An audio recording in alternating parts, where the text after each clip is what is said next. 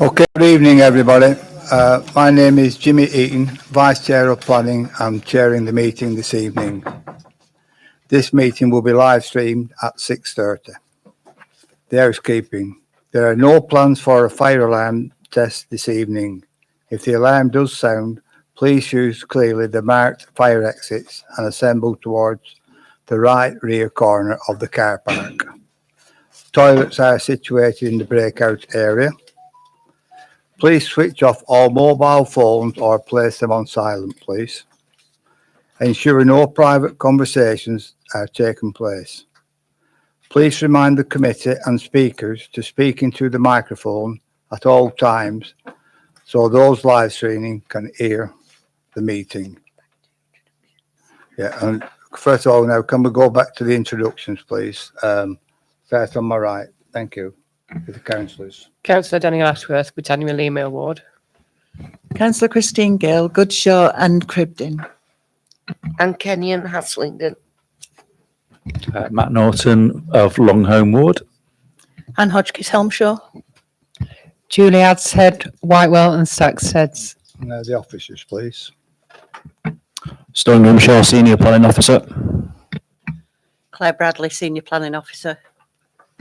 James Dalglish, Principal Planning Officer. Mike Atherton, Head of Planning. Yasmin Ahmed, Principal Legal Officer. Cameron Ajad, Legal Officer.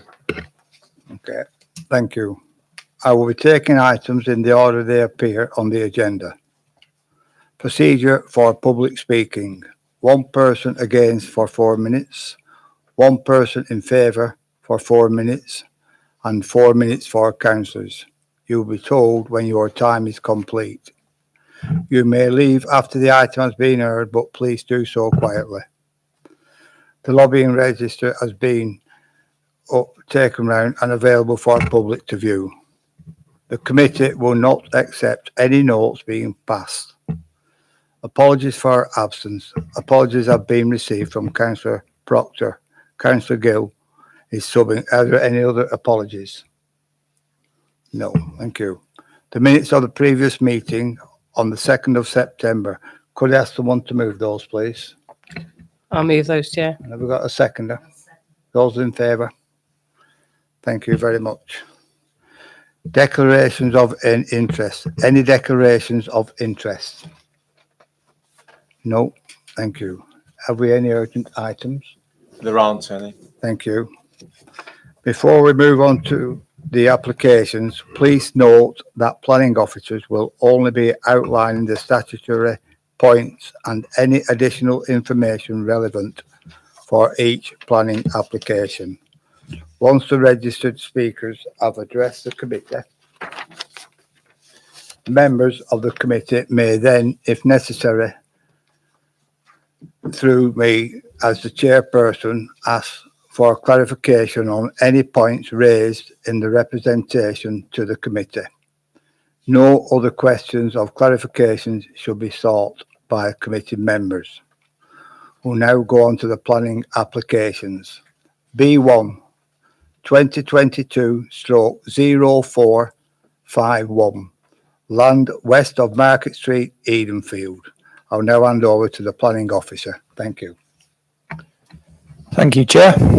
So I'll introduce this planning application.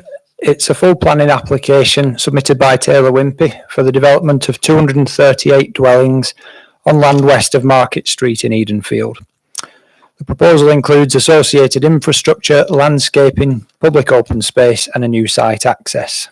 The site forms part of the H66 housing allocation in the adopted local plan and is a strategic site for housing delivery. It's covered by the previously approved Edenfield Master Plan and Design Codes.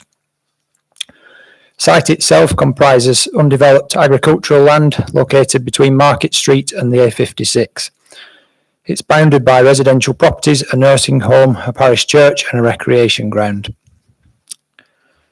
As now proposed, the scheme includes the following: a mix of 2, 3, 4 and 5 bedroom homes, predominantly 2-storey with some 2.5-storey dwellings as well. 72 of those homes would be affordable houses, split 50-50 between affordable rent and shared ownership tenure. A variety of house types is included, including detached, semi-detached and terraced units. Materials now include natural stone, red brick, render, artificial stone, slate roofing and artificial slate. A local equipped area for play and significant areas of open space are proposed. The proposal also includes a multi-user path and cycleway through the site and through the open space. There are proposed sustainable drainage features and biodiversity enhancements. 100% of the houses are compliant with the nationally described space standards, and 100 are compliant with Part M42 of the building regulations in relation to being accessible and adaptable for elderly or disabled residents. The site measures around 12.5 hectares with an overall developable area of 7.9 hectares and a net developable area of 7.18 hectares, equating to a net density of around 33 dwellings per hectare. In terms of public response to the application, there's been a significant number of comments received, raising concerns in summary about issues such as highway safety and congestion on Market Street and the wider area, loss of open space and former greenbelt land, landscape impact, pressure on local infrastructure, design and density with perceived harm to Eden Field's character, amenity impacts, including loss of outlook and privacy. Since the application was submitted around 3 years ago, the proposals have evolved significantly during that period. Representations received from members of the public and feedback from the various consultation events and meetings with residents and the forum have assisted officers greatly in negotiating significant improvements to the scheme, including, as I mentioned, the inclusion of a multi-user path through the western part of the site where the open space is proposed, inclusion of a cycleway through the centre of the development, enhanced landscaping and planting throughout the site, including increased tree planting along boundaries, a revised materials palette, now including significant use of natural materials, natural stone and slate, reconfiguration of the site compound to reduce an impact on neighbouring properties, and improve character areas within the development layout using house types and specific facing and roofing materials to form more definite character areas within the scheme. In terms of considering the highways impacts and the access to the site, Lancashire County Council Highways have been closely involved in assessing the application and have fed into the process throughout. They have no objection to the development, subject to conditions and planning contributions which are set out in the report. A transport assessment has been submitted that demonstrates safe and suitable access to LCC's satisfaction. Off-site highway works would be included and secured through the scheme and delivered through a Section 278 agreement with the County Council. And LCC Highways have confirmed that the proposed mitigation measures are satisfactory to manage the impact of the development and the wider H66 allocation more broadly. A condition is proposed in the report which would ensure that those works were completed prior to first occupation of the scheme. There are additional planning contributions related to highways and access, including £250,000 towards supporting a local bus service, £12,000 towards LCC monitoring the travel plan, and a bus ticket contribution for each household for a 12-month bus pass for local services, which equates to around £285,000. So in terms of planning policy compliance, the site is already allocated for housing under policy H66 of the local plan and policy H04 of the Edenfield neighbourhood plan. The application complies with the approved master plan in officers' view and the design codes and phasing strategy. Policy requirements for other elements of the scheme, such as heritage protection, visual amenity and landscape character, are also satisfied. The provision of open space, affordable housing and biodiversity net gain, which goes in this case above the policy requirement for net gain, are also compliant. In terms of determining the application, it's necessary to carry out a balancing exercise, as you will have read in the report, to ascertain whether any adverse impacts of granting planning permission would significantly and demonstrably outweigh the benefits of the scheme when considered against the development plan and the policies contained within the National Planning Policy Framework. Such a balancing exercise is carried out in this case in the context of the presumption in favour of sustainable development. In terms of the benefits of the scheme, in officers' view, the development would provide 238 new houses towards the borough's housing need, which is a very significant benefit, and accordingly, very significant weight is attached to that benefit. The proposals comply with the policy requirement to deliver 30% on-site affordable housing, with the split of tenures that I mentioned previously. That provision represents a meaningful contribution towards addressing the borough's recognised and urgent demand for affordable accommodation. Accordingly, substantial weight is given to that benefit as well. Although the application is not subject to the mandatory requirement of delivering 10% biodiversity net gain, the submitted proposals do demonstrate that a net gain of 10% would be achieved both through on-site measures and through a contribution towards off-site enhancement, which will be secured through a Section 106 agreement. In this case, the policy only requires a measurable net gain without specifying a percentage, and the fact that this scheme would deliver 10% is a significant benefit, and that benefit is afforded significant weight in the balance. In terms of harm, the development would result in a degree of temporary harm in relation to construction-related noise and disturbance. That is unavoidable with a scheme like this.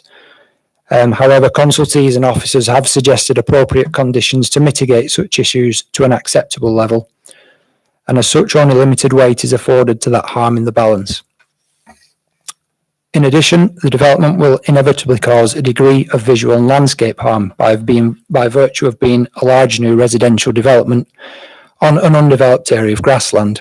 However, in affording weight to such harm, it must be borne in mind that the site is already allocated for housing development in the local plan for a significant number of new units. Through negotiation, officers have agreed numerous amendments to the scheme, which has evolved over the past 3 years to maximise its visual quality and to mitigate the visual and landscape impact of the scheme to an extent that is now considered to be acceptable in policy terms.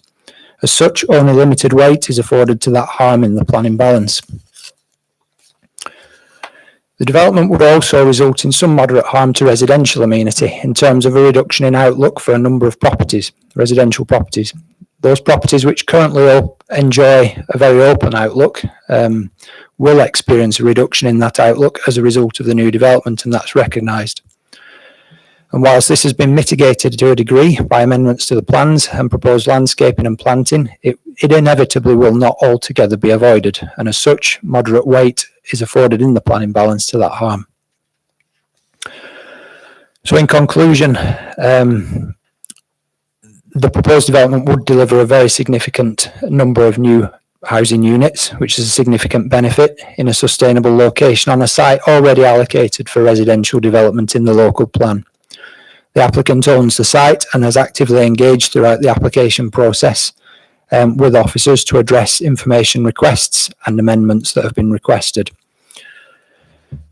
The scheme is considered to align in general with the objectives of the National Planning Policy Framework, as well as the policies of the adopted local plan and Edenfield Neighbourhood Plan. The scheme broadly accords with the site-specific requirements for allocation H66 and the approved master plan and design codes. Where minor conflicts occur, officers are satisfied that these are either justified by the evidence submitted and other material planning conditions, or can be appropriately addressed through planning conditions and obligations.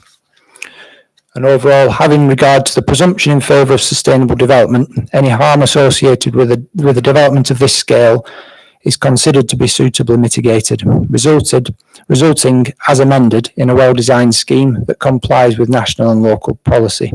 It's not considered that the harm resulting from the development would clearly and demonstrably outweigh the benefits of the development, and as such, officers recommend that planning permission is granted, subject to the conditions in the report and the planning contributions and obligations contained within the Section 106 agreement. Thank you, James. We have now speakers for and against. First of all, could I call on Mervyn MacDonald, who has 4 minutes speaking.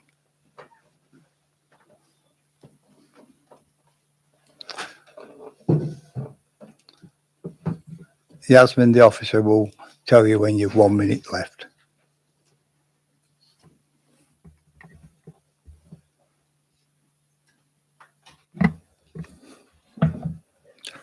Okay, thank you, Chair. As per the officer's report that you've just listened to, over 450 objections have been submitted in respect of this application. This reflects not only the major concerns as listed in the report just now, but also the level of anger amongst residents in respect of this proposal and the way that we've got to this particular position today. It's disappointing that many of the concerns have only been given limited weight in the report, again, as you've just heard. Even the concerns of those residents on Alderwood Grove relative to the extremely close proximity of this new development to their own locations have only been given moderate weight, notwithstanding the applicant having classified them as severely adversely affected. Residents will also be dismayed to see that their concerns about traffic don't warrant a mention in the harms caused by the development section, again, as just given to you. In respect of traffic, we are told that a right-hand ghosted junction is required to allow access to the Taylor Wimpey site. This will be detrimental to traffic flow and potentially have safety concerns, considering that the lane widths will be particularly narrow. Traffic flow will also obviously be affected by the fact that there's going to be a considerable number of new houses in the area, and with many, many cars, quantified perhaps in the region of 500. The solution to this is apparently the need for parking restrictions, i.e. double yellow lines along Market Street in Edenfield, which will have a severely detrimental effect on those people who park close to their residences on that street. So they will be directly affected, and indirectly on other areas as displaced vehicles as a result of this, of these restrictions move elsewhere. As you heard in the report summary, Edenfield has a neighbourhood plan, and it's said in the report that this has been complied with. A neighbourhood plan, as you will recall from the previous process, is a mechanism to give communities a say in respect of their area. The applicant in this case, however, says the development proposals have taken account of the neighbourhood plan's design code where possible. So they've picked and chosen the bits and pieces that they're okay with and discarded some of the other aspects. They also say that a site of this scale is going to be delivered by a national house builder with their own distinct product, and therefore another excuse really to ignore the provisions of the neighbourhood plan, notwithstanding the massive amounts of time, effort and resource of the forum and indeed Rossendale Council in getting the neighbourhood plan produced and approved just a few months or so ago. We also, of course, have a local plan. When this proposal was originally submitted some 3 years ago, it was a terrible, terrible proposal. Rossendale Council got a report from the Places Matter organisation, and just reading the first line of their report, the vision and design narrative are too generic. This could be just anywhere.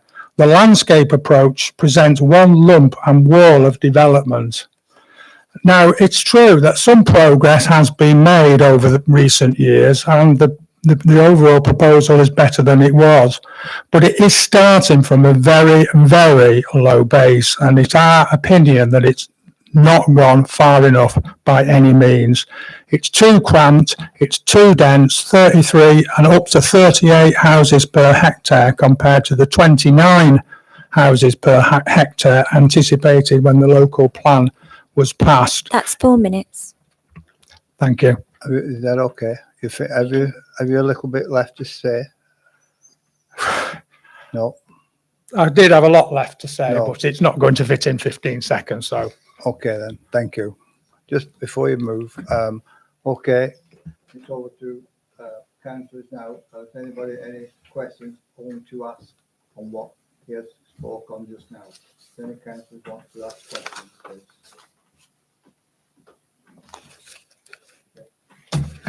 Councillor Hazard, please. Thank you, Chair. Thank you.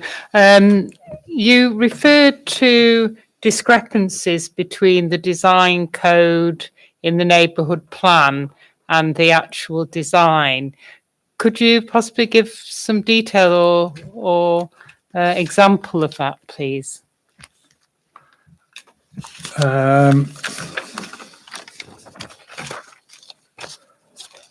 Well, there's a general, is it still working this? Yeah, there's a general comment from Taylor Wimpey that they've only taken into account the design code where possible.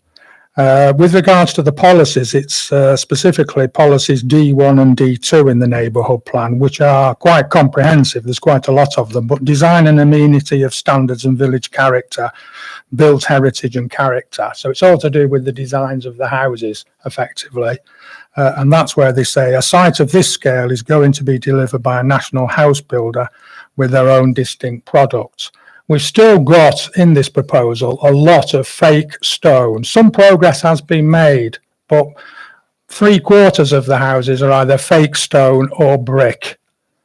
And the Places Together report that Rossendale Council got 3 years ago basically said we should not have any fake stone, we shouldn't have any brick, and we shouldn't have any cheap materials, was the phraseology they used. And we think that's what we've still got.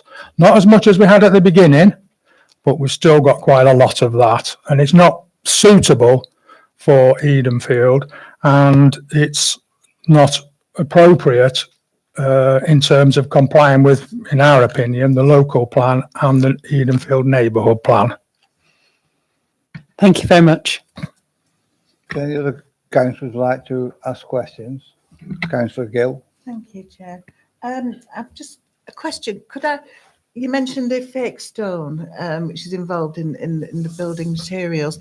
Is it possible to ask for clarification of James? Any idea of the balance between how much real stone, if you will, how much fake stone, how much brick there is, and how it applies to the neighbourhood, please? Yeah, of course. The approved master plan and design code contains character type areas, and within this part of the allocation, you've got village streets, character area, and Edenfield core. Now the design codes themselves do allow for a variety of materials, including red brick, natural stone, and artificial stone. When the application was first submitted, there was no natural stone proposed. Through the various amendments to the scheme, we've ended up at a situation now where we've got around 51 plots that are natural stone, purely natural stone with slate roofs. There are 24 plots where you've got natural stone mixed with another material, be it render or buff brick. In terms of artificial stone, you've got 28 plots. They would have a higher quality artificial slate roof as well. In terms of artificial stone and another material, there's 14 plots. In terms of completely brick plots, there's 114. And then you've got 7 brick and render plots.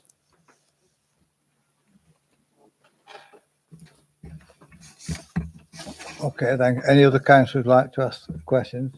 Councillor Ashford. Thank you, Jimmy. You talked about the housing density should have been 29. Where has that come from?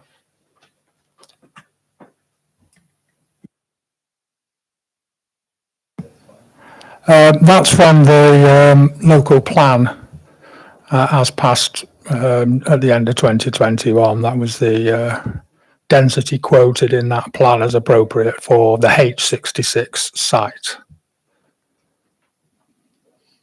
Chair, are you all right if I ask James about that now? Yes, that's fine. Is that all right? Is that correct? And if it is, why is it different? Yeah, of course. So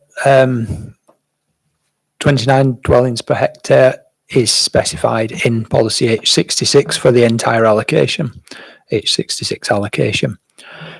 That's 400 houses spread across a wider area than this. This is the central part of that allocation. It's not the entire allocation, it's the core of it, essentially.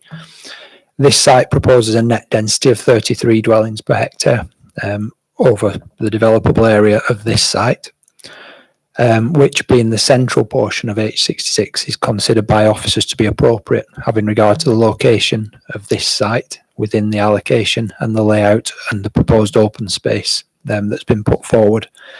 Now, if you read further into the master plan and design code, it identifies 2 character areas covering this site in particular and suggests densities for those areas as guidance. Those include the village streets character area, which I mentioned before, and it suggests a density of around 35 to 40 dwellings per hectare in that character area.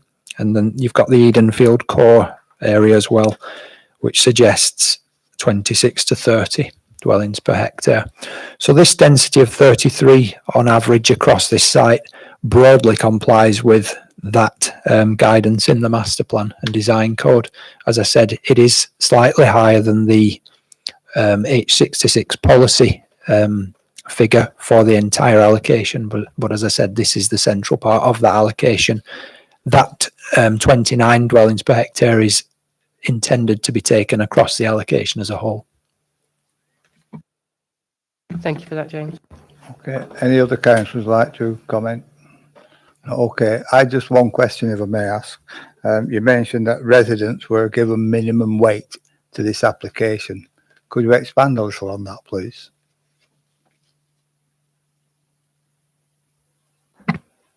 Residents' concerns were given limited weight, I think, was the wording that I used. That comes from Mr. Dalglish's report towards the end of it. I'm just...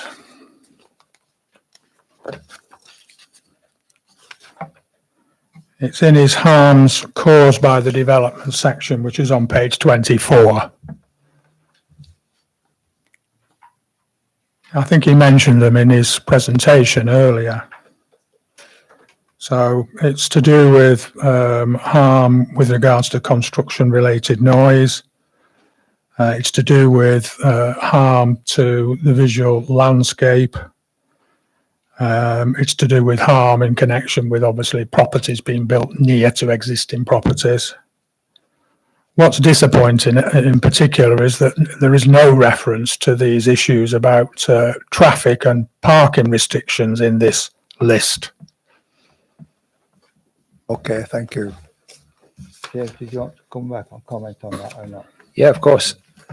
So in terms of the construction related noise and disturbance, that is of course acknowledged in the report, and as you've heard, that was given limited weight because it's considered that has been mitigated as far as possible, and conditions have been proposed such as the requirement for construction method statements, restrictions on working hours, moving of temporary site compounds and removal of permitted development rights for other site compounds to be created. So it's felt that that's been mitigated to a degree where limited weight can be afforded to that harm. In terms of the harm to existing properties, that has been given moderate weight in the report, and the mention about highway safety and access, that is covered in the report. It's in the other considerations part of the balancing exercise, where it's considered that issue, along with others such as flood risk and land stability and so on, is considered to be neutral in the balance. So it is acknowledged in there, but having regard to the comments from LCC Highways and their input into the scheme and all the conditions that they have proposed and the planning obligations and contributions in the Section 106 agreement, it's considered that the highways related harm has been mitigated to a degree where it's neutral in the planning balance. Okay, thank you. Okay, That's right. Thank you very much. Could I ask now for Graham Lamb to come along and speak in favour of this application? Again, you'll have 4 minutes, and when 1 minute remaining, you will be told by our officers. Okay. Good evening, members. Thanks for the opportunity to speak. The proposals before you will provide 238 much-needed family homes, including 72 affordable homes on an allocated site that has been subject to extensive negotiation and consultation since its submission in 2022. Your officers and consultees have confirmed that the principle of development is acceptable and that all detailed technical matters have been addressed to their satisfaction and can be secured through the proposed conditions in the Section 106 agreement, which is agreed and due to be signed imminently. In respect to the principal development, the site is allocated for housing within the adopted local plan to support Edenfield's elevated status.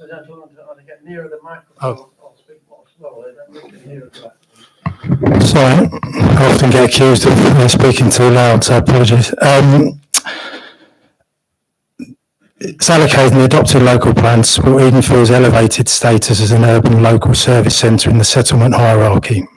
The proposal is fully aligned with the site-specific requirements of Policy H66, as noted by the officer, including the Master Plan and Design Code, which was approved by this Development Control Committee and Cabinet during 2024, following 5 rounds of public consultation. The significance of this scheme cannot be underestimated, particularly in the context of the wider housing crisis. Indeed, 238 homes is the largest single site in the borough and makes up 7.5% of the total housing supply and 13% of the 5-year housing land supply. And if this site was to be refused, that supply would drop from 4.7 years, which is already under the 5 required, to 4.1 years. And that would leave the council to open to more vulnerable to speculative development. I now focus on the key features and benefits of the scheme. In terms of the mix, the proposals include a range of 2 to 5 bed homes across 15 house types and 72 affordable homes as noted. This level of affordable represents a real step change, as the council's most recent monitoring report suggests that just 52 affordable plots were secured from major residential applications between 2021 and 2024. The proposals use high quality materials with natural stone and slate to be used on 75 of the most prominent plots, with reconstituted stone, brick and render used elsewhere, in line with the character areas already agreed within the Master Plan and Design Code. In terms of amenity, the properties provide suitable screening and separation from existing properties, which have sought to address the concerns raised during the process. And again, this aligns with the Master Plan Design Code, which has already been approved, which sought higher density linear form in these areas to mirror the existing village. I'll also note all the proposed homes meet the M42 accessibility requirement for adaptable homes for the elderly and those of limited mobility, which exceeds the 20% policy requirement and must be considered a benefit. In terms of highways matters, LCC Highways support the proposals with a range of on and off-site works, as alluded to, which will be secured via Section 278. This includes a car park within the site to replace the spaces lost on Market Street, a pedestrian crossing adjacent to the primary school and upgrades to the bus stops. 1 minute remaining. Accessibility within the site has also been maximised, with the existing public right-of-way being retained and resurfaced and a new dedicated multi-user path provided along the western boundary of the site. The scheme includes over 4 hectares of open space, which covers over a third of the site, and a locally equipped area of play, as alluded to. The scheme will deliver a biodiversity net gain on site and is committed to reaching a 10% net gain with a contribution. And this is in excess of the council's policy requirement. Beyond these on-site features, the scheme is making significant financial contributions, as noted, with over £500,000 to sustainable transport, £320,000 to recreation and sports facilities, and £300,000 to greenbelt compensation.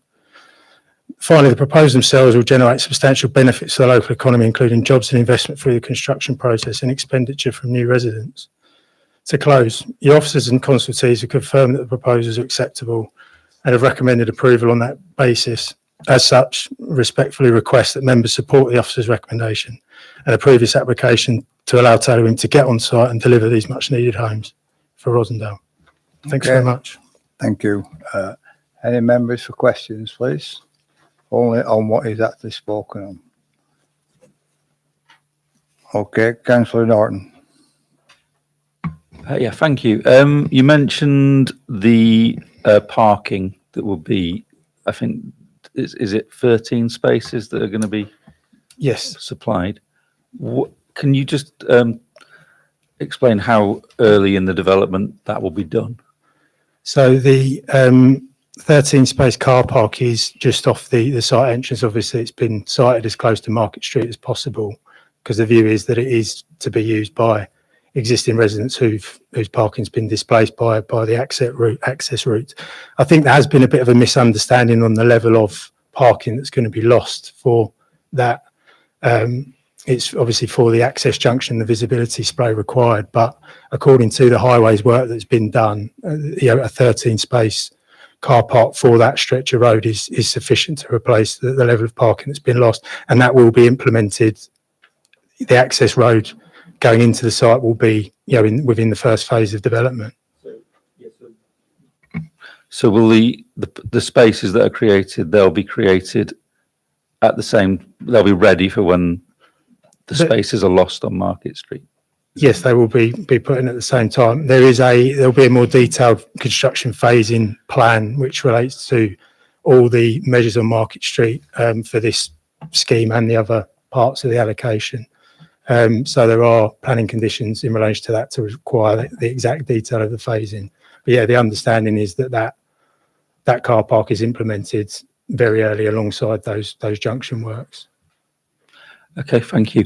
One more question, actually. You just touched on if this was rejected, this proposal, the vulnerability that the council may be under for future development.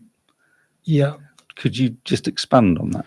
It was just trying to make the point that this is a significant site. It's the largest single site in the plan. Obviously, the allocation as a whole is 400 houses. This is 238. Now, Rosendale's only delivering around 140 houses a year since 2019. I just checked the recent figures, and they can't currently demonstrate a 5-year housing land supply as it is. But obviously, so it's just to make the point that allocated sites and schemes like this with recommendations for approval are really needed to prop up the housing supply. The lower that number is, the easier it is for developments on unallocated sites to come in and, potentially push through more aggressive application strategies and go to appeal. So it was just making that point. Thank you. Any other questions? Councillor Gill first, please. Thank you, Chair. You mentioned Greenbelt land. Could you just give us an idea of how much of it it affects and what you can do to mitigate this?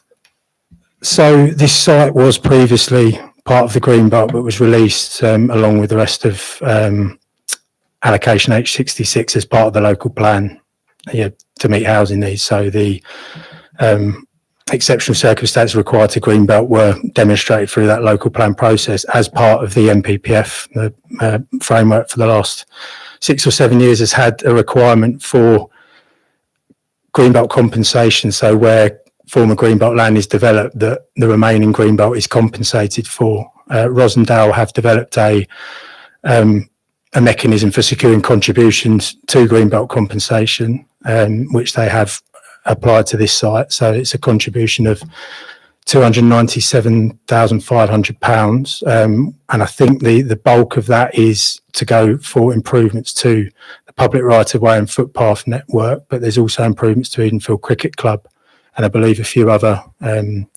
measures. But so that's the sort of, because obviously, Taylor Wimpey and any developer are limited slightly by their land ownership in terms of the physical improvements they can make. So in terms of what can be achieved on site, it's obviously trying to minimise the impacts on the wider Greenbelt in terms of landscape and visual impacts by having good landscape screening and softened boundaries. So obviously there's quite a big buffer on the western boundary with the A56 and a lot of landscaping to kind of screen the development so it sits in the landscape. But in terms of the direct improvements to the wider greenbelt, it will come through those contributions. It will then be with the council to assign and spend that money. Councillor Ashworth. Okay, thanks, James. One of the issues is the density of the site, especially around Oldwood Close. Why is that part that's nearest the existing residential area so dense? Why has that decision been taken, and what are you doing to mitigate the impact on the residents that are closest by? Well, in terms of the mitigation of those impacts, there has been quite a few changes to the plans to address that, some of which come from the fact that the base mapping data that we often get doesn't often reflect the latest people's extensions, that they've made to those properties. So sometimes, those distances need corrected. They're brought to our attention, so we sought to correct them, but we meet all the national standards for separation distances. There's also the fact that the existing properties are in an elevated position of the land sloping away to the west. In terms of the density point, I think James has covered it. I mean, we are bound to an extent by the adopted master plan and design code for this site, which we've sought to follow. That, partly at the council's request, sought to have a character area or maintain a character area that included some more linear, higher density form that reflected the existing village. The existing rows of terraced houses. So actually that was a deliberate move to have that area of the site be higher density, to be more reflective of the existing character of Edenfield. As I say, so actually, and I think I haven't got the density figures to hand, but that character area had density guidelines which have been followed in the application. That is from the master plan and design code that has been approved by this committee. So we're bound to an extent by that. I think the point is that the other character area, the Edenfield core, is to try and reflect the more sort of rural fringe with the green belt. So as the properties move out to the west, the idea is that the density lowers a bit, and also along the public right of way and the main road route that runs east to west from Market Street. So I think the overall sort of density profile of the site is to have a lower density towards the west and along that kind of central corridor, with higher density in the sort of clusters of houses to the north and to the south that kind of bound the existing properties to the east. So I think fundamentally though, this site is allocated for 400 houses. And as James said, there's an average density across the site. There's certain areas that will need to be higher than others. I think there's already a challenge of achieving that figure across the full site because of the topography. It has been a challenging site from the levels and topography point of view, and the other kind of constraints and considerations. So in some respects, densities have been increased in certain areas where it works. Thank you for that. Okay, any other councillors? Councillor Hodgkins, please. Thank you. I just looking at the materials and your pack. It's got option 1 and option 2 on the first two. The brick types, 2 different names, but only 1 picture of each. So, do you have another picture of the option 2, or is it which one are you using basically? Well, there'll be conditions for the Right. the material details to be confirmed. Okay. I think the idea was that there would be contrasting brick types used within the site, with the details to be agreed. And is there a reason there's so much of a mix and match kind of material going on? Again, it's partly to reflect the character areas that have been set out. Again, we had guidelines on materials set in the master plan and design code, which we've looked to follow, and I think it was partly to reflect the variety of materials in the existing village. And there is a sort of preponderance of stone within Rosendale as a whole, but there's quite a mix of styles of existing properties in around Edenfield. So as part of the design process, they looked at the vernacular of Edenfield as a whole across different kind of time periods, and sought to sort of capture that in the development. But I think on a site of 238 houses, obviously there are 15 different house types, which is a good range, but that's to provide, that full range of house types for, future residents. But also, I think the level of materials once applied to that many house types isn't actually, and often, house builders get accused of them being identical and all looking the same. So I think it's a balance between those two things, which again has been, that's been the thrust of the last 2.5, 3 years of discussion has been on materials and that balance. And just one more, and I might have missed this in the report. Have they got electric vehicle charging points in the houses? Yes, there are electric vehicle charging points in each plot. Okay, any other councillors like to? Councillor Hadshed, please.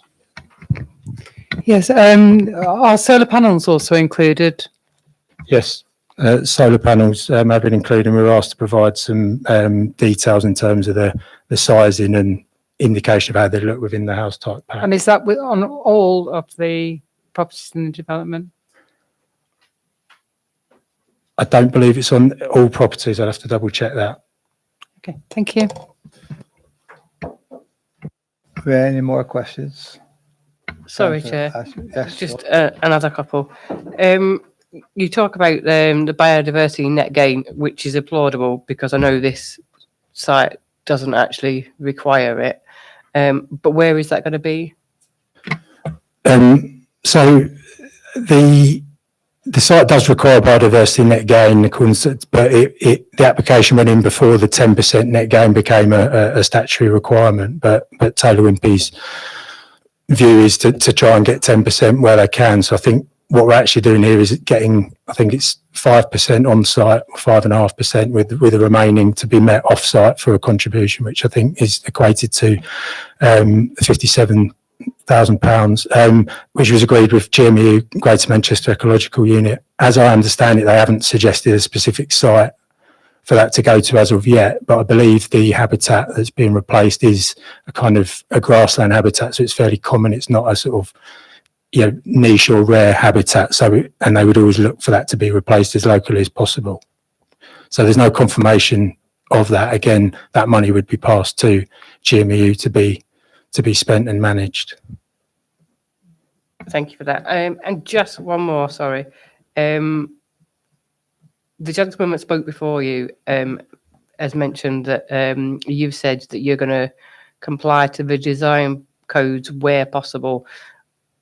What haven't you sort of agreed with? Why is that? Well, just by way of explanation of that, the neighbourhood plan is made neighbourhood plan. Obviously, that is the will and the expression of a lot of hard work of the people of the village for how they want their village to grow. The timings with this application have been difficult in some respects, in that the neighbourhood plan was made earlier this year in February. The master plan and design code for this allocated site was approved in September last year. So there are some tension and conflicts between them, but it's partly because they're considering slightly different things. The master plan design code for this allocation was a policy requirement of policy H66 from the local plan. And that was to provide a master plan design code specifically for this allocation. Obviously, the neighbourhood plan looks to provide, design guidance and kind of master plan design code for Edenfield as a whole. So I think where the tension is in some respects is the neighbourhood plan understandably seeking to sort of retain and kind of the existing character of the village and how things have gone before as much as possible. Whereas I think the local plan has elevated Edenfield to a local service centre. There's been an acknowledgement that Edenfield will change in this plan period and will, with a significant increase in housing. And obviously, the question was raised about the fact it's a national house builder, but I think they were trying to be honest about that fact that to deliver 238 houses is going to be a national house builder. They do deliver to a point a kind of standard product. In this case, they have upgraded that to quite a degree, as James mentioned, in terms of the materials, but fundamentally, this housing is targeted at young families, first time buyers. It is probably a different type of product to what's already in the village. And I think the neighbourhood plan is more targeted at sort of retaining the type of housing. So I think that's where the tension is. But and it is a consideration in the planning balance. So I suppose it's to make the point that it's not that the neighbourhood plan has been ignored, but it isn't. The neighbourhood plan in some places doesn't sort of recognise, and maybe because people disagree, which is understandable, that Edenfield's role in the local plan has changed. It's been allocated over 400 houses, and which is probably the sort of the origin of a lot of the anger and objection here, which obviously borne out through these applications. So I don't know if that explains the sort of. But as I say, to fully comply with the neighbourhood plan, in some respects, we would then not be complying with the master plan design code for this site, which has already been approved. So it's a balancing exercise. Thank you very much for your time. Any more questions from members? No. Just one of them I ask. You mentioned 72 affordable plots. Could you expand on that and why? The numbers. So the policy requirement in Rossendale for 30% affordable, with the preference for that to be delivered on site. Obviously, there are a lot of sites in Rossendale viability challenges, but in this case, it's a greenfield site, and Taylor Wimpey, throughout have wanted to deliver on site. It's a site of a scale that 72, because sometimes affordable housing can be difficult if it's a small number on a larger site, but 72 is 30% of the 238 proposed. It's a meaningful amount, and I was trying to make that point that that 72 affordable houses on its own is a bit a significant benefit and a bit game changer for Rossendale. As I say, I look back at the 2024 monitoring report, which suggested that only 52 affordable homes have been delivered through major residential applications between 2021 and 2024. So, this one scheme will deliver more than that. Beyond that, they are split. So 36 will be affordable rented, and 36 will be shared ownership, which again was agreed with the council's housing officer. Okay, thank you. Thank you. Now I've got Councillor Simon Holland, who wants to speak.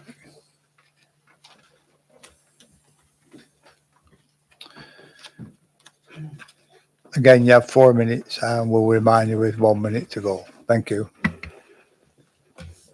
Thank you, Mr. Chairman, members of the committee. I speak tonight as one of the ward councillors and on behalf of the residents of Edenfield that I have been speaking with in recent weeks, whether on the doorsteps, one-to-one, or in organised small groups in their homes.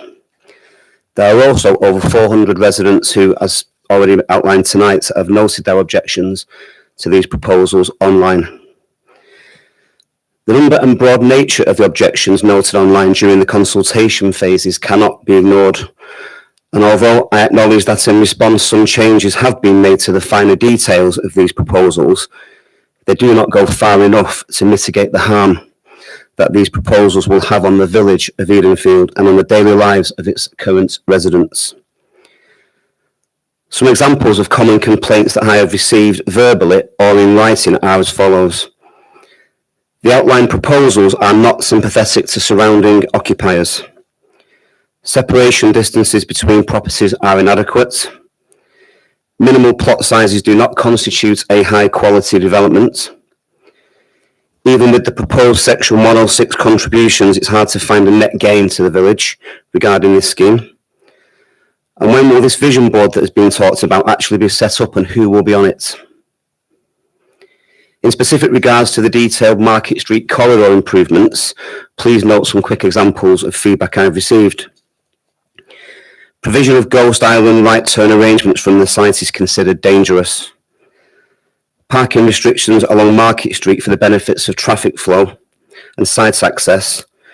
Insufficient details have been provided and of great concern to residents, some of whom I can tell you anecdotally have done or are in the process of putting their properties up for sale in increasing numbers before this building work begins. And unresolved safety concerns, mostly at drop-off and pick-up times at Edenfield Primary School. With regards to highways, if anybody thinks the current proposals outweigh the impact to a stated number of an additional 500 vehicles, they need to think again. With education, the plans outlined are yet another example of a desktop exercise that is deemed there won't be any impacts on local schools, which is simply ridiculous. NHS services, there is an assumption that residents who take up the new homes being proposed will already access NHS infrastructure across East Lancashire. Taylor Wimpey, however, are advertising this development across a much wider area than this to their existing client mailing list and online. And I personally believe most people who buy these properties will come from areas of Manchester, Bolton, Bury, or further afield. And I see this in my day job as a sales and lettings agent. So I believe the assumption is flawed, and therefore the negative impacts on existing and already at capacity NHS services will be felt across the wider borough and beyond. This is a close-knit community with regular events such as annual fetes, fell races and carol services. 1 minute remaining. I fear all this community spirit may be lost with the sheer scale and pace of this proposed development. The village has evolved over 300 years to just over 900 dwellings, with new housing added over those years in manageable pockets. Small cul-de-sacs such as Guide Court, Church Court, Boundary Edge, Haycross View. These proposals will represent a near 50% increase in housing, not to mention 8 to 10 years of builders, vans, wagons and concrete mixers. In closing, I agree that the H66 site is important in meeting the stated housing needs of Rosendale Council, but achieving these targets should not be at the expense of existing homeowners and residents. The committee is being asked to carefully consider deferring making a decision on this application in order for substantial improvements to be made in compliance with the local plan policy and in the interests of ultimately achieving a development that is acceptable to all in planning terms. Thank you. Okay, thank you. You can move.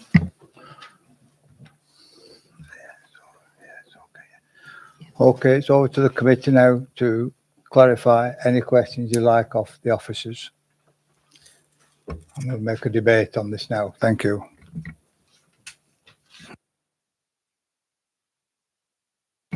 Yes, so just picking up on the last speaker's comment about the vision board, if that would be in place, I think if this is approved, could the officers just outline how that is likely to work? Is that some? It was part of the recommendation when the application was considered at Cabinet, a suggestion that a visioning board be put in place, and that was agreed. The idea was to keep residents informed at the stages when we had an idea when development was commencing, that the visioning board would meet for the purpose that I've just mentioned about keeping the residents informed in terms of when the developments would start. There is a meeting of residents, county councillor, planning officers, the highway authority and representatives from the developers, and that's scheduled for it's a week tomorrow, so that will be the first meeting. More councillors would like to comment? Daniel Lasher, please. Thank you, Chair. There's quite a few. Sorry, James. I know I've driven you mad with questions in the last few weeks about this site. I just feel it's really important that residents are heard. There's a lot of concern about the separation distances not being enough, especially near Oldwood Close. Could you just talk me over that, please, as a first? Yeah, of course. So separation distances involved, officers consider are appropriate for this sort of development, given the site levels and the type of development proposed. We have obtained amended plans in recent weeks, which have clarified some of those separation distance, because there was some concern as to what exactly that distance would be and what was being shown on the plans. So we've obtained amended plans setting out more clearly those separation distances and some section drawings, so that we've had the opportunity to see how the properties would relate to existing properties in terms of levels and overlooking and outlook and so on. Amended plans have been received showing more planting along the boundaries to soften the boundaries as well. And as it stands, officers are satisfied that the separation distances are what we would expect for a development like this, and they're not substandard. Am I just making my way through these, Chair? Carry on. Yeah, is that all right? So a couple on highways, please. Could you clarify what the process is for creating the double yellow lines that will go on to Market Street, and how straightforward that should be? So the actual double yellow lines is something that would be done outside of the planning process. That will be a traffic regulation order. I'm no expert in that field. That would be done by Lancashire County Council. It's a separate process altogether. The off-site highway works, which do include the restrictions on parking and so on, and the different lanes, crossings and so on, will be done under an agreement between the developer and Lancashire County Council as the highway authority. It's got a section 278 agreement. So the final details, the fine technical details of that scheme will be submitted by the developer to the county council for approval, and the county could work with, the county's engineers can work with them to get those to a standard that the county is happy with before they're implemented. We don't have a direct role in that process because it's between those two parties, but we do have a planning condition in here which requires that those works are carried out prior to occupation of the development. So we have some control over the development not being occupied until those works have been carried out. And obviously the county council would be consulted on that when the applicant comes to discharge that condition. So we can check that the county is happy that those works have been done to the standard that they expect. Another highways one. So obviously I appreciate you might not be able to answer it. The ghost right-hand turn, there's a concern about it being potentially more dangerous than not having it. Is that something you can expand on at all, or do you need to come back to me in writing? No, that's something that the county has looked at and they're happy with. It's not something that I can comment on. I'm not qualified in that respect to say whether that's adequate or not, but what I can say is the county council has been consulted on this and they are happy that it's adequate, and they do give us the expert advice on this. I'm nearly there, sorry. The question that the house designs don't adhere to the neighbourhood plan. I know it's been spoken about quite a lot, but why do you feel they do? Yeah, the neighbourhood plan and the master plan and design codes provides for a range of designs that reflect local character and context, whilst not stifling innovative or new design. And I think as when the planning application was first submitted 3 years ago, we felt that the designs and the materials palette didn't comply with policy at that time, or with the, as it was, emerging master plan and design codes at that time. And as you know, through various amendments, and the scheme has evolved, and it now includes a much broader range of materials, upgraded house designs, and much more distinct character areas within the site itself, which we feel does reflect all of those policies and guidance that you mentioned. Thank you very much, and thank you for the millions of questions I've already asked. Any other councillors? Councillor Assay, please. Thank you, Chair. Just picking up on Councillor Ashworth's last point there. Over half the proposed properties will be brick. I just fail to see how that matches the requirement in the MPPF for visually attractive, good architecture, sympathetic to local character and history. And likewise, how that is, although clearly there's been an improvement on the original proposals, likewise how that can potentially satisfy a suitable mix of materials when our preference is clearly stated as natural stone, and how that can possibly be an appropriate mix under the master plan or the neighbourhood plan. I just, that's an observation. I don't know whether you want to say more on that. Thank you. Yeah, sure. The master plan and approved design codes, as I've mentioned before, includes 2 character type areas in this site. That's village streets and Edenfield core.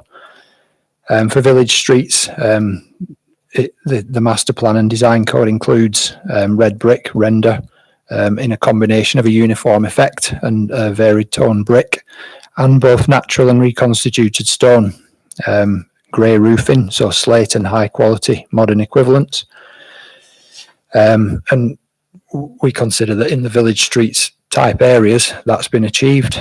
And in the Edenfield core areas, natural and reconstituted stone and red brick are included in the design code, again with grey roofing, which we feel through the various amendments is now complied with. There's a use of natural stone plots, natural stone elevations, and natural slate in key areas and prominent locations within the site, and in the more central nodes within the development as you go through it. So we consider that there now is an acceptable and appropriate mix of materials, and perhaps more importantly, the layout of those materials within the scheme. Thank you. Any other members for clarification? Okay, James, if I may ask, please. There's been car parking issues between properties 70 and 136 Market Street. Could you, I believe there's going to be some for 13 car parking spaces. Is that correct? That's right, yes. The scheme does include some compensatory car parking just off the site entrances, so 13 spaces, as you mentioned there. Which I understand will be made available very early on in the process if the development was to go ahead. So yes, that is accepted by LCC Highways as well as being an appropriate number. They consider that will adequately mitigate the loss of parking on that western side of Market Street in the proximity of the site entrance. Okay, thank you. And the second one, please, if I may. Overlooking other properties and loss of privacy on the site, if this goes ahead. If you could comment, please. Yeah, I suppose a similar response to the question that we just had earlier. It's considered that the separation distances are appropriate, having regard to the levels, proposed site levels, and the landscaping now proposed. So there's not much more to add to my previous response on that. Okay, thank you. Are there any other members want any more? Councillor Ashworth. Sorry, Chair. Last one for now. School contributions was mentioned by the gentleman that spoke earlier on. Can you just speak over why it is that we're not making any school contributions? I know it does say in the report that LCC are saying there's no need, but how have they come to that decision?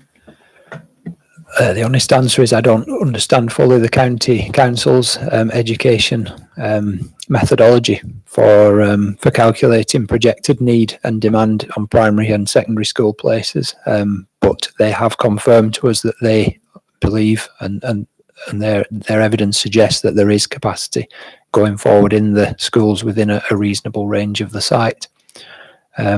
We've been back to them and queried that. And they've still confirmed that that's their position. So they've not asked for a contribution towards secondary or primary school places. So that's been clarified more than once. It's a definite certainty that they don't require. Yeah, absolutely.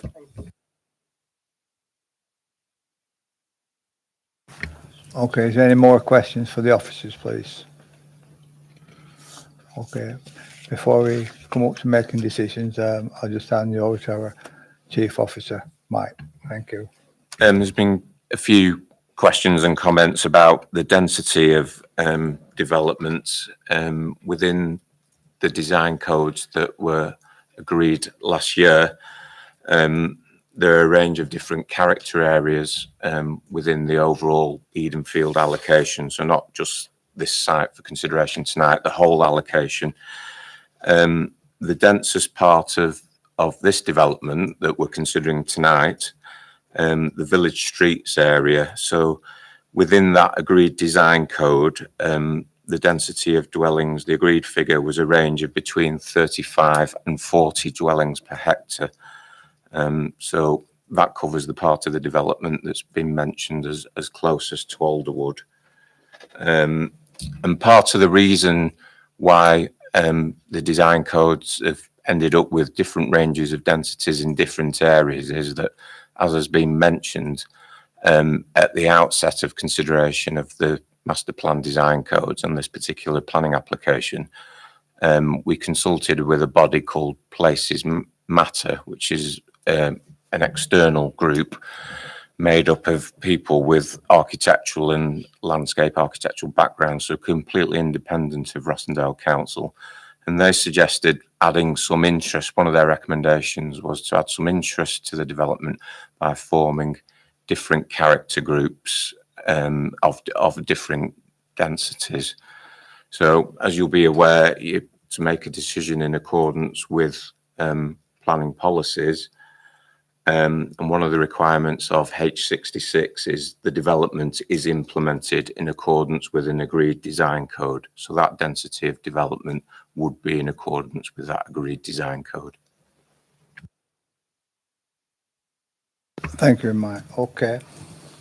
Any more questions for clarification?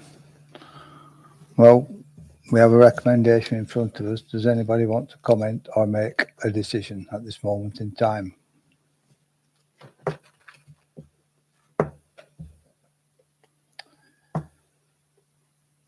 Silent. Okay. Councillor Ashworth, I'm happy to move the recommendation. Yeah. you move the officer's recommendation. Got seconded. Councillor Kenyon.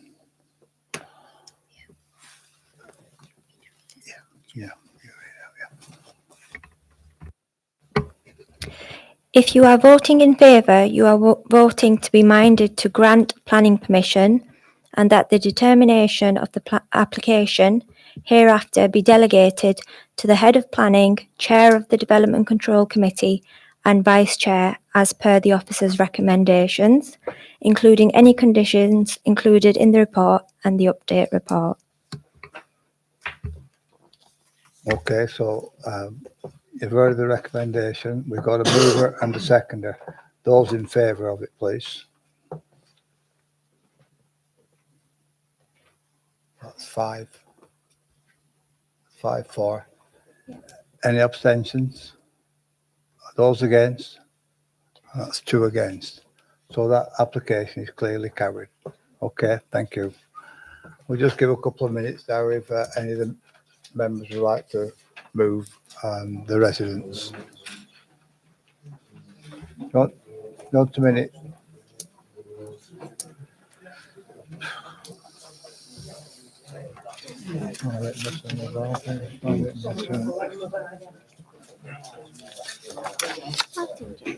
A bit better, isn't it?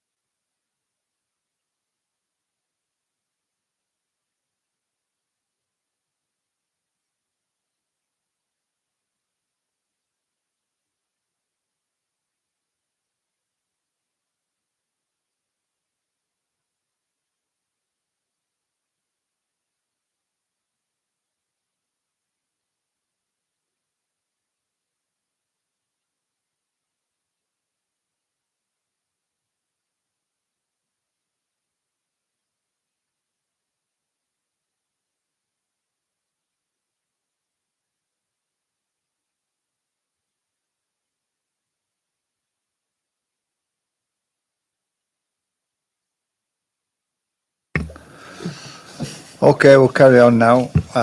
B2, land at Meadows Mill, Burnley Road, Bacup, 2025/0217. I'll now hand over to the planning officer. Thank you, Chair. This application seeks retrospective planning permission to change the use of the land to an outdoor education and leisure facility. This involves using the site as a forest school for special needs children and adults, as a venue for birthday parties, and for activities such as archery, air rifle, and pistol shooting. The proposal seeks to use a stable building already present on site as an ancillary shelter and to retain structures already placed on the land, whilst also proposing to site one new shipping container on the land. Prior to the proposed use commencing on site, the land was used as a paddock for grazing horses. Most of the site lies in an area of countryside designated as green infrastructure in the council's local plan, though access is gained through the urban boundary and an existing employment site. No objections to the proposal have been raised by consultees. 4 objections have been received from residents, while 8 letters of support have also been received. Details of the representations received in response to the public consultations are found under section 7 of the report. In this case, it is considered, on balance, that the development is acceptable in principle. The site is substantially enclosed by mature trees, which provide significant screening, and therefore broadly screen elements of the proposal which are less visually attractive, such as the shipping containers. The site itself is largely open and laid to grass, and the development proposed would retain the site's open character. Overall, it is not considered that the development will harm the appearance of the area. In terms of the impact on the immunity of neighbouring properties, the proposed use is low-key, limited to daytime hours, and is over 55 metres from the nearest dwellings. It is not considered the proposal would cause undue disturbance to nearby residents, and the council's environmental health team have raised no objection. Access to the site will be via an existing route through an employment site and then a partially unmade access track. The anticipated parking provision and manoeuvring space for the development is to be accommodated on land directly adjoining the site.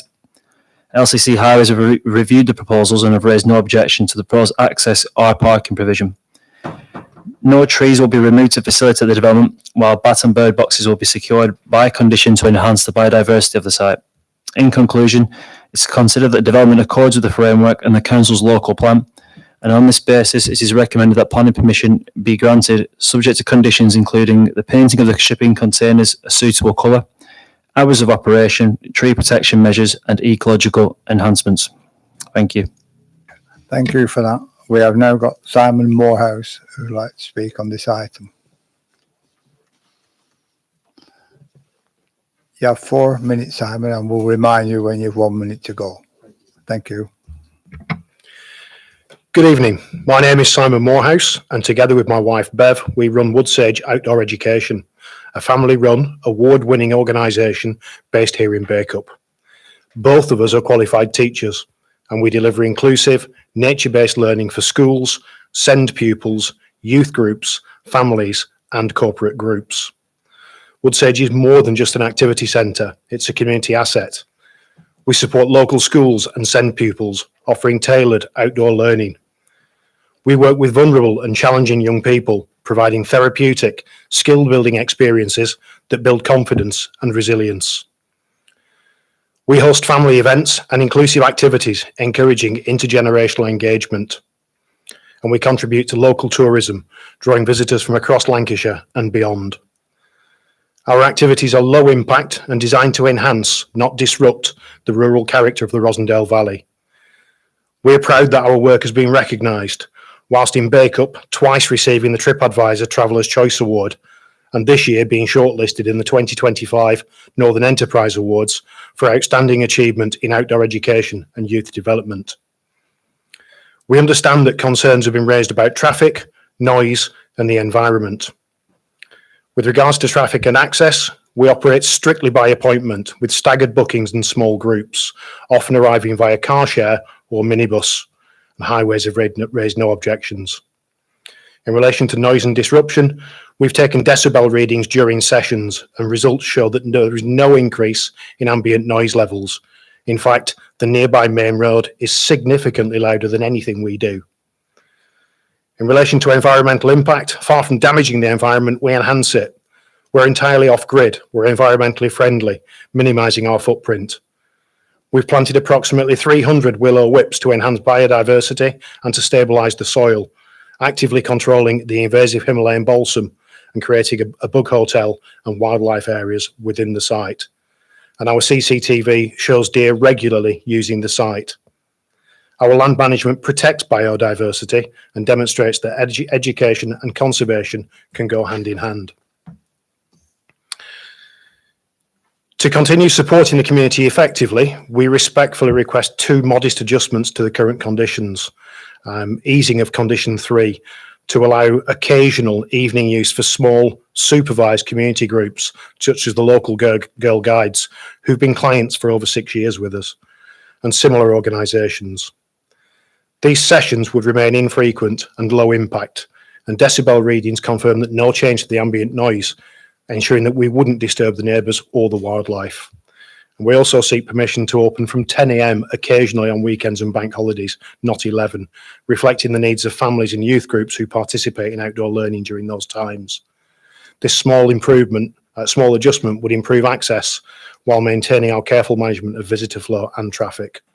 Both requests are designed to extend community benefit whilst preserving the tranquil, environmentally responsible nature of the site. 1 minute remaining. Thank you.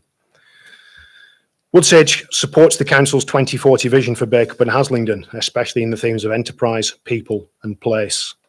We provide potential future employment for local instructors and youth workers. We work in partnership with schools, social care providers and community groups. We offer a safe, enriching space for families and vulnerable young people. We actively support community life, having offered to support Bacup Carnival next year to local wellbeing initiatives, offering our site free of charge to a local group for monthly gatherings around the campfire, supporting connection, conversation and mental health. In summary, Woodsage Outdoor Education is a responsible, family-run, award-winning organisation that strengthens education, well-being, the environment and the local economy. We respectfully ask the committee to support our application, including the requested easing of condition 3, so that we can continue to inspire young people, enrich community life and contribute positively to Rosendale's future. Thank you for your time. Thank you. We'll just wait there, please. Any questions from any? Councillor Ashford first. Hi, thank you very much. You talked a little bit about being by appointment only.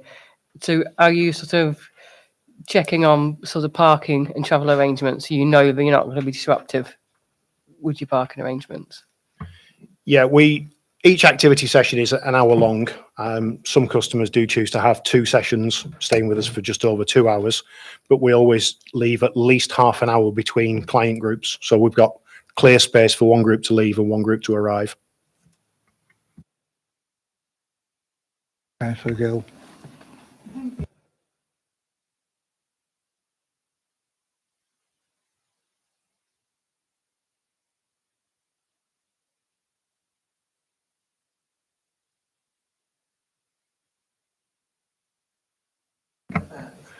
Certainly. I am a National Small Bore Rifle Association Youth Proficiency Scheme coach for air rifle, air pistol and crossbow.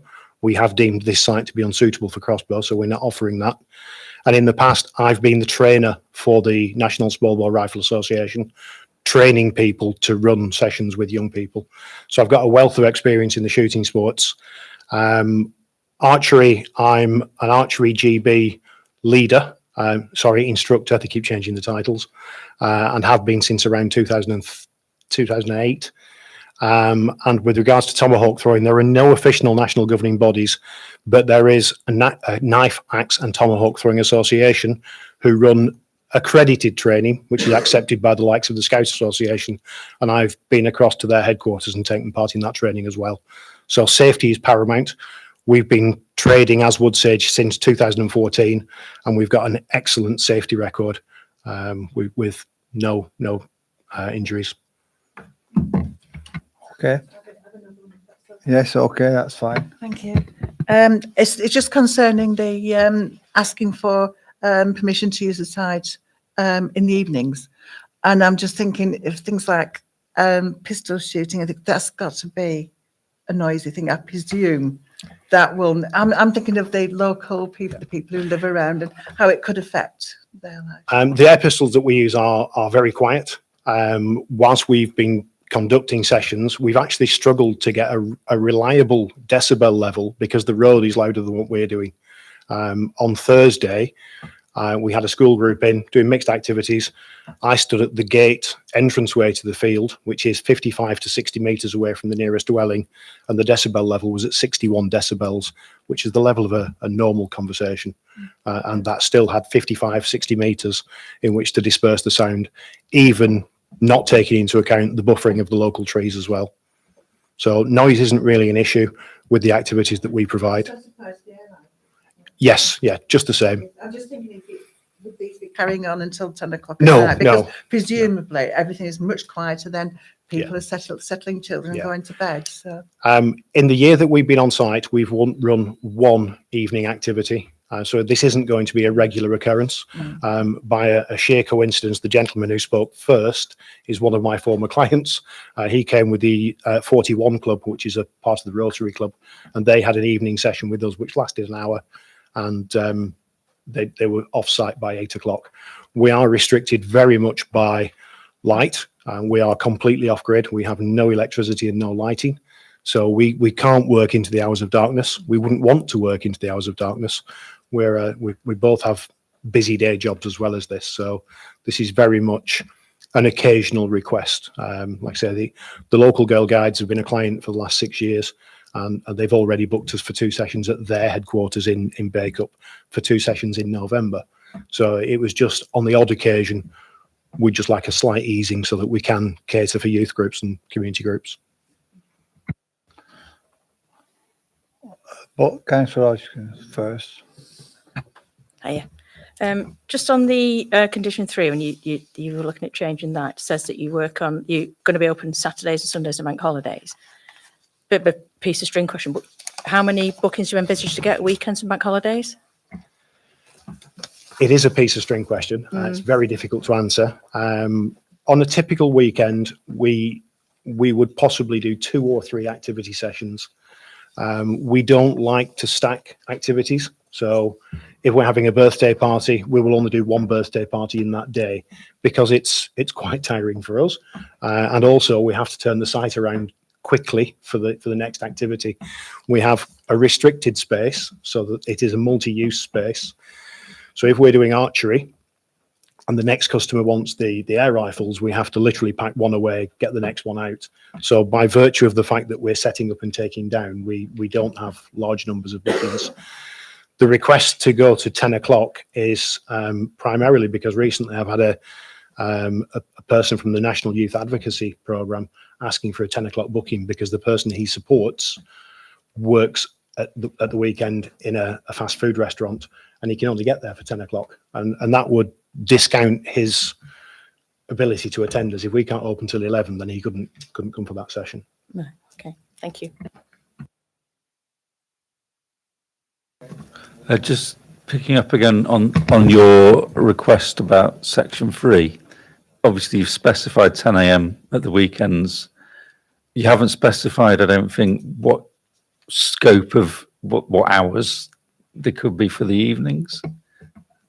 I would say we wouldn't go beyond 8 o'clock in the evening. That would be a hard line for us because again, if a client leaves at 8 o'clock, we still have to pack up. We still have to have daylight to do that. So we can't see us working into the wee small hours. Okay.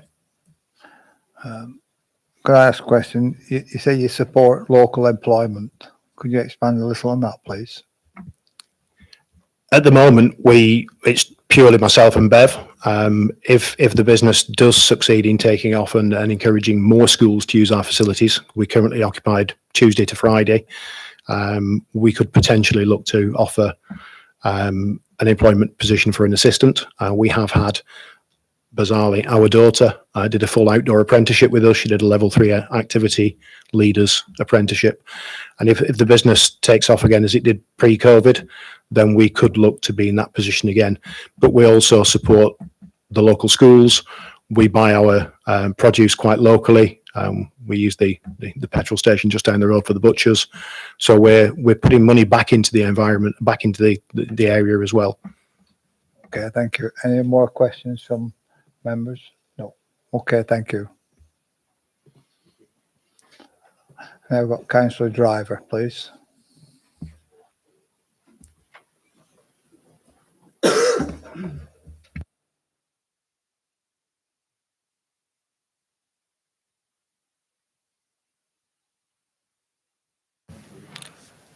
Thank you, Chair. Thank you, Committee. I'm speaking tonight as the Ward Councillor for this area, raising some concerns that have been brought to my attention from some residents. The land was originally used as a mill pond, which many years ago was filled in and has had several uses since, including rough grazing and container storage. Although the main body of the land now lies within the identified countryside area policy, SD2, of our local plan. Some concerns regarding the planning permission being sought for outdoor leisure and recreation purposes in the proposed location. Although it is a good idea, I feel it is in the wrong place. The access is off a very busy road, the A671, where the mills are still in use and regularly have deliveries and collections at all times of the day, with large wagons and vans entering and leaving the site. Last year, a large wagon jackknifed and blocked the main road for several hours while entering. The road mentioned is also liable for flooding during heavy bouts of rain coming off the hillside through the boundary walls. Parking doesn't seem to have been overly mentioned in the application. The road is often congested with cars parked on the pavement opposite the site entrance, so leaving children who would understandably be excited, supposedly meant to get out of the vehicle safely without then wanting to rush across the road. And where are the coaches that we've read about going to park, and where are these coaches and cars going to turn round or manoeuvre? That has not been specified. Times of opening the site are proposed for 7 days a week, although from 3 p.m. to 5 p.m, and we've just heard even possibly moving one of the items, from the end of October until the end of March, when British summertime ends, and then restarts when the clocks alter, the hours of darkness are upon us. Can residents in the vicinity expect groups of adults, teenagers and children to be on the site in the dark or early evening? It is a very dark site, even in the summer months. It is surrounded to the front by trees and to the rear by the hillside, and at the side of the mills, the businesses. Could I ask what lighting is going to be used on the site and the times they will be turned off, if so? 1 minute remaining. Thank you. Noise and shouting from excited children or adults will carry to the nearby properties. If the use of this site is for forest schools and is for both able-bodied and also for special educational needs children and adults, as a venue for birthday parties, activities, archery, air rifle, pistol shooting, tomahawk throwing, what health and safety measures will be in place and what training will the staff have for teaching these dangerous sports? Will any of the staff have completed the archery GB instructors qualifications or instructors qualifications in any other named activity? Will the site be adequately insured? What provision for disabled access will be in place? On occasions which may arise to all the children or the adults and vulnerable children and vulnerable adults which may suffer an injury, what certification will be in place for A, paediatric first aid, or B, adult first aid? What fencing is going to be used to prevent the arrows, projectiles from going astray? The land in question runs parallel to the River Irwell. Has safety been considered to children and adults, considering the varying needs of both adults and children attending the site regarding the aforementioned river and the dangers involved, especially with the known flooding, That's 4 minutes. fast flow of the river, swell during long bouts of heavy rain or icy conditions? Looking at the photographs of the cabin, which is going to be used for the toilet facilities, I note no hand washing facilities are available and do not appear to be disability friendly, given the applicant, I've only got one more sentence. Okay, that's Thank you. fine. Thank you, Chair. Stated he wants the outdoor education and leisure site fit for all ages, abilities and disabilities. So to clarify, I just felt that I needed to raise some concerns that have been brought to my attention. Thank you for giving me this opportunity to speak tonight as ward councillor. Okay, thank you. Thank you. And thank you, Chair, for allowing me to finish Okay. that sentence. Okay, so to committee now, to deliberate or want to speak to anything to the officer. You've got a recommendation in front of you. Does anybody want to comment on that first, please? Yes. Yeah, that's fine. Sorry, can we look at changing this condition? And if so, what would you recommend changing it to? I think we can change the condition. I think in terms of changing it, obviously, the request is to change it up to the hours recommended. In terms of procedurally, that's probably what I would like to seek some clarity on in terms of like what the procedural process is for revising that condition.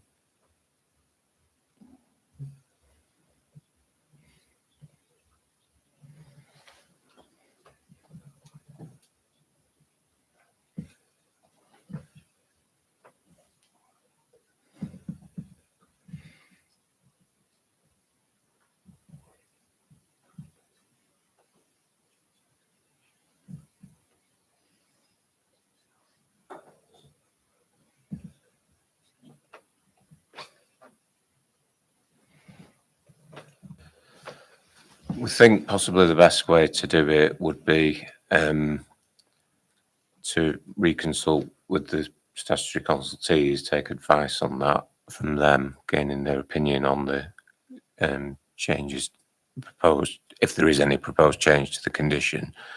And then if committee were minded to approve the application, delegating authority to the chairman, vice chair and myself to approve if indeed committee were minded to approve once we'd received a view from consultees on the hours.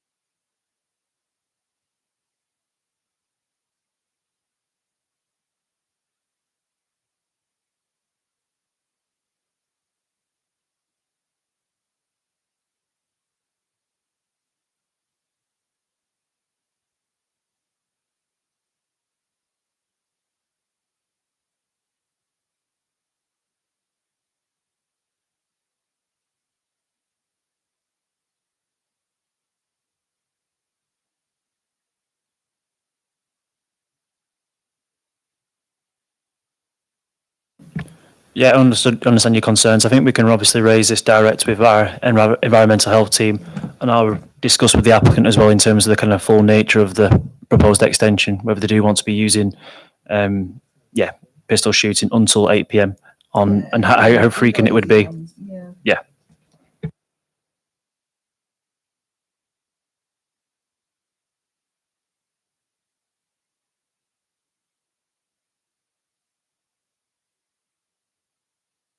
Yeah, we think on the basis of the concerns raised, then if committee were minded to approve, then it would be better to delegate authority to the chairman, vice chairman and myself as head of planning following consultation with environmental health and the residents. So that would include considering the noise issues raised from the shooting activity.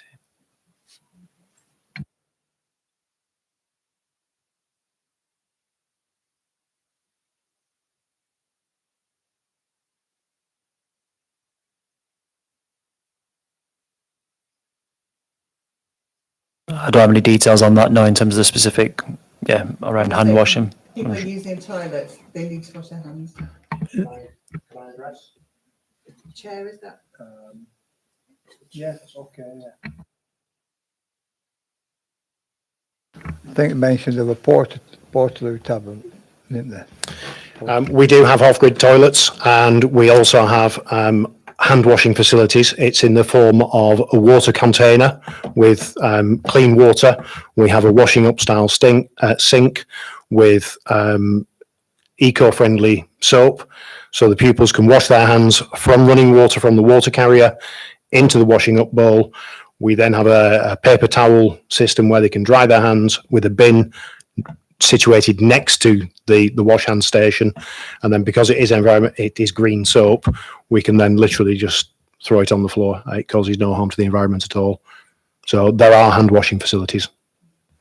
Okay, thank you. I would just clarify as well that matters such as that are generally covered under separate legislation enforceable by environmental health anyway, and are not material planning considerations.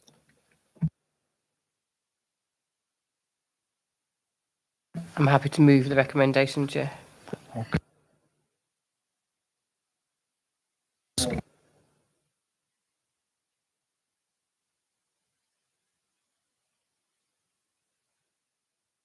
Sorry, to ask the officers, the other comments made by Councillor Driver about health and safety issues, I'm guessing that they're not a consideration for us as a committee. Is that? Probably just echo what James said before in terms of it's controlled by separate legislation and it can be enforced under that legislation by different bodies.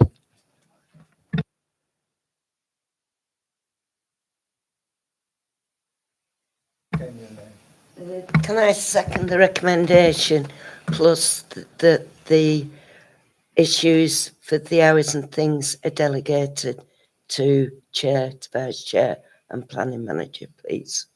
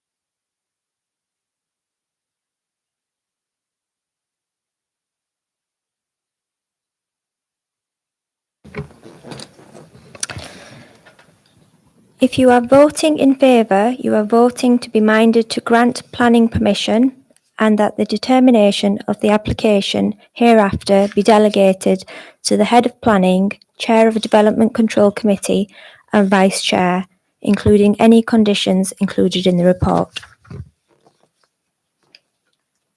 So now you're going to ask for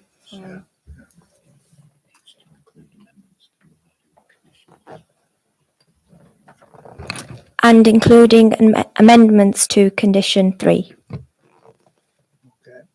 So you're voting in favour, you're voting for with those recommendations. Okay. So those in favour.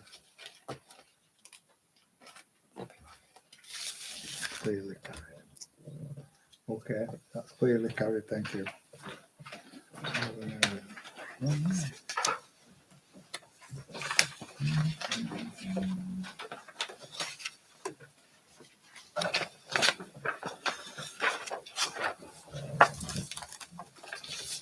Okay, well now B3, 14 Carley Rottenstall.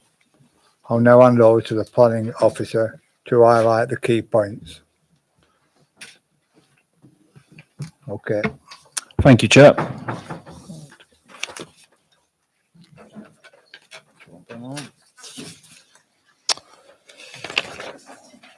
This application seeks planning permission for a two-storey side extension at 14 Carr Lane, Rottenstall, following the demolition of an existing garage.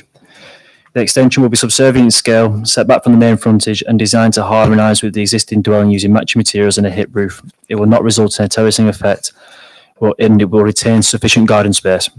One objection has been received, raising concerns that the development will adversely affect the level of light and privacy currently enjoyed by the neighbouring property in question, 12 Carr Lane.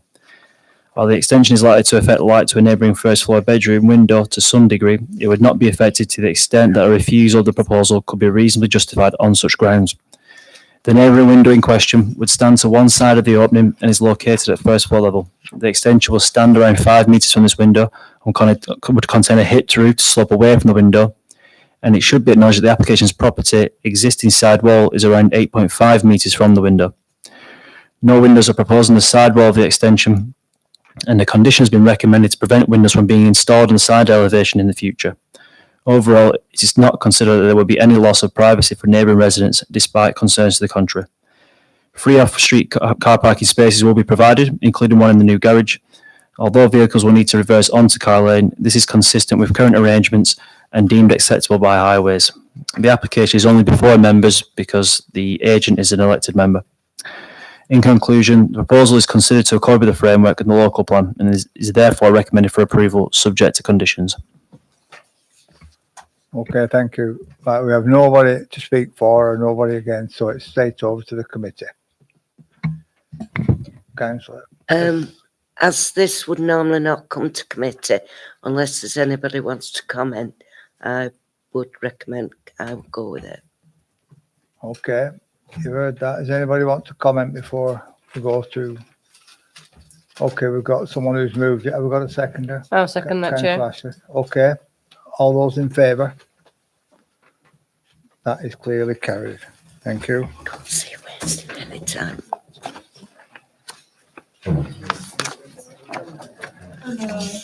B4. Okay. B4 now, and I pronounced it correctly or not, U La Tong Farm. I'll hand over straight to the planning officer to highlight the key points, please. Yeah, Holo Tong Farm is located 1.7 miles to the northeast of Waterfoot town centre. The farm's a working farm and has been operational for about 100 years. The principal access is off Coalpit Lane. The farmstead consists of a farmhouse and a number of agricultural buildings that have been erected without applying for planning permission and are the subject of this application. So it's a major application because the buildings total just over 1,000 square metres.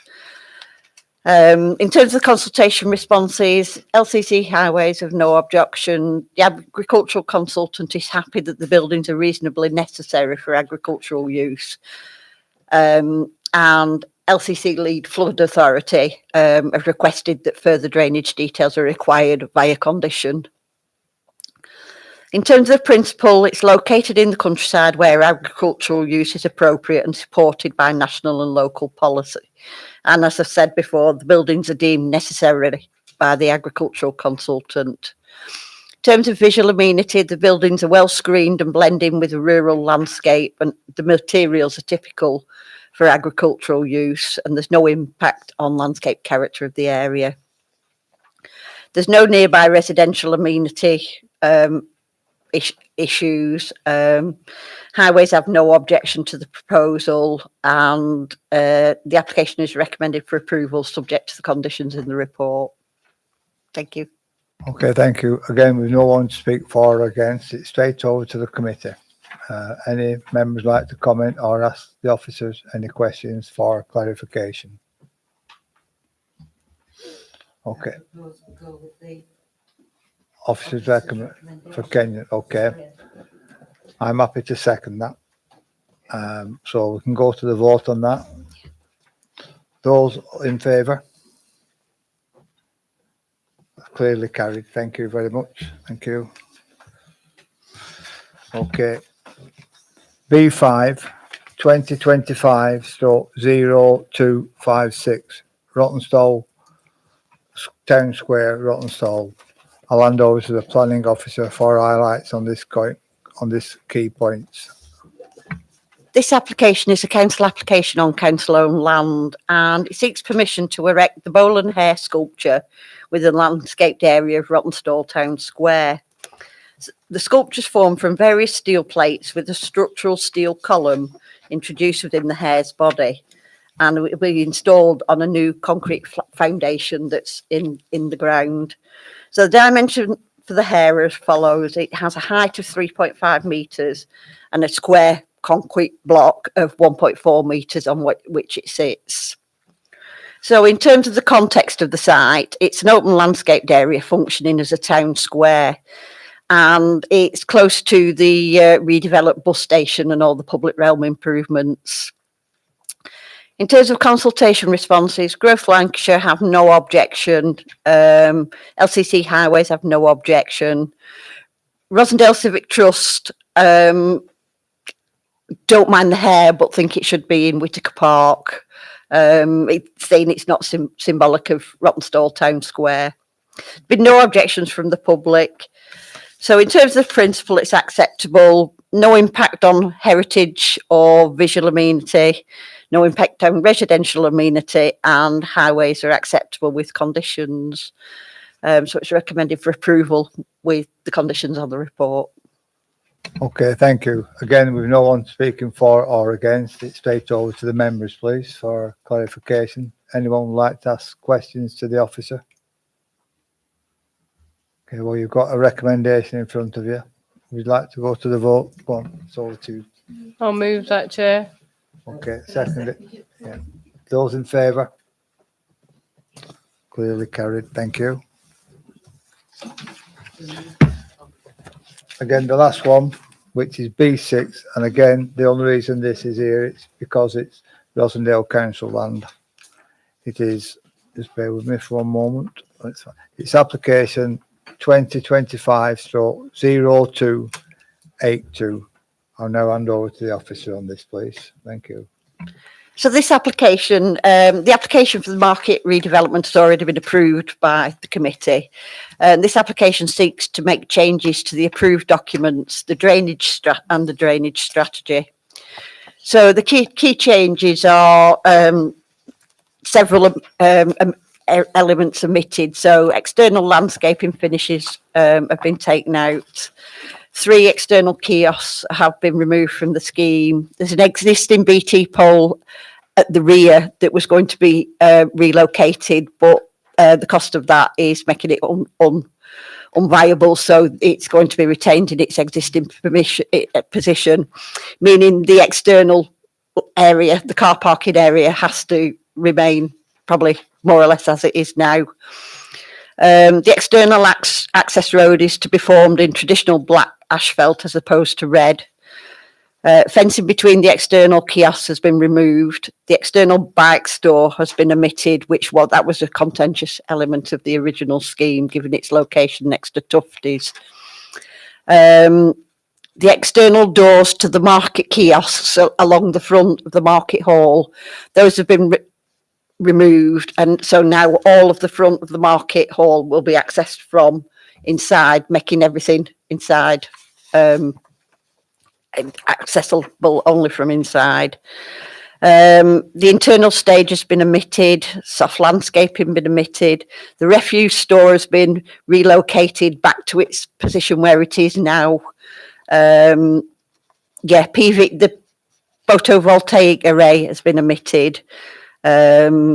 So in terms of consultations, no objections from statutory consultees, and this time no public objections received. So in principle, the strong policy support for regenerating the market, and that aligns with local plan and the NPPF. In terms of heritage, the changes are acceptable and preserve the character of the conservation area and the significance of the nearby listed buildings. There's no adverse on the impact of on the amenity of nearby properties.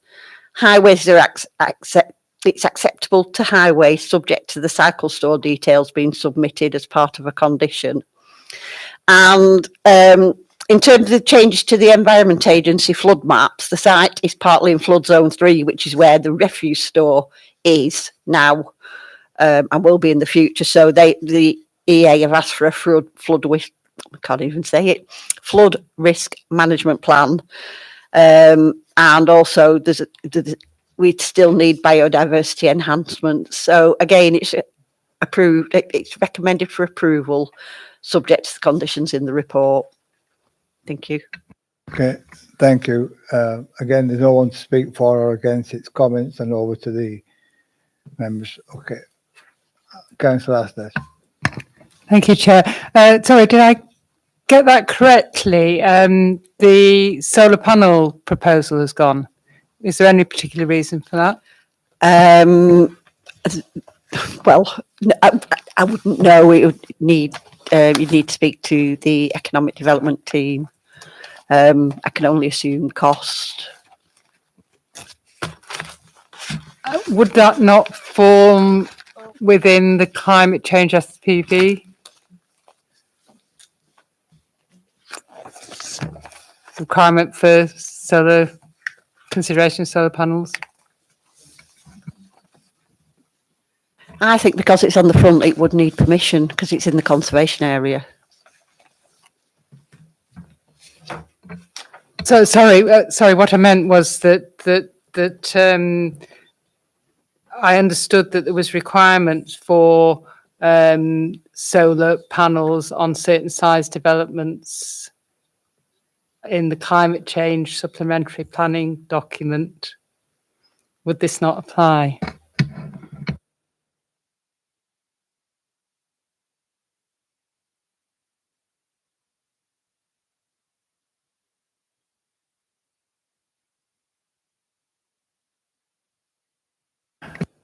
Any other comments? Okay. Just answering that. Yeah, just answering the question. Yes, so in the round, we've got to look at the scheme as a whole. And whilst it may not satisfy all of the requirements of the climate change SPD, it is an improvement to the existing market hall and it will provide an enhanced facility at the site. So it's been deemed to be acceptable in terms of council policies. Thank you. Any comments? Danielle, please. Can I just clarify that all the people that objected first time round have had sight of the new design? Every single person that objected last time had a letter sent out to them. Thank you. There was 106 letters went out. Any other comments?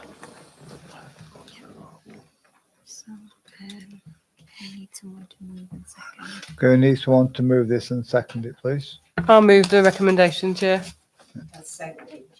Okay. Okay. If you are voting in favour to approve the planning permission as per officer's recommendation. So those in favour? Again, that's clearly carried. Thank you. I think that comes to the end of the meeting. Thank you for your patience. Go home and get your suppers.